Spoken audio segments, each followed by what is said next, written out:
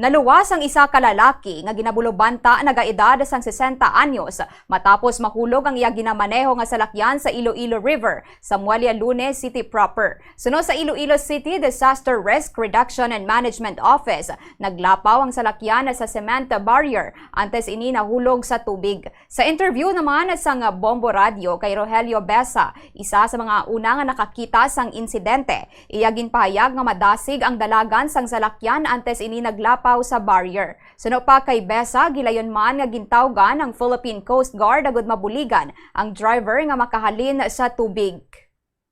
Palang to nga naglupad diya sa lakyan. Way mo ko ba yung mahulog.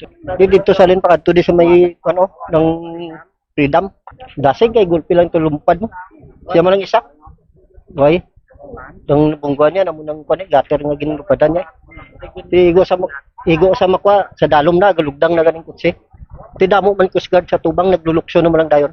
Gindagan naman sa dayon mga tawo. Pati ako man dagan tuway ko naglukso. Nabatian si Rogelio Besa, isa sa mga nakakita sa amo nga insidente. Nagbulig man sa rescue operation si Fernando Azucena sang Dumangas, Iloilo nga pahinante sang LD Trucking. Suno kay Azucena ang wasay nga ginapahulam sa iya sang isa ka security guard among iya gingamit agod mabuksan ang likod nga bahin sang naglugtang o kung naglugdang nga salakyan agod maluwas ang driver. Apesar na budlayan ang mga responders sa pagkuha sang biktima bangod naka seatbelt ini ilagid ini nga gintinguan nga ma-rescue antes mag alas 11 sang aga. Matapos ma-retrieve gikan sa salakyan, gilayon nga gindala sa ospital ang biktima agod ma-check ang iya nga kondisyon. Padayon naman ang investigasyon sa mga otoridad agod mahibaluan ang rason kung nga naglapaw sa barrier kag nahulog sa tubig ang salakyan.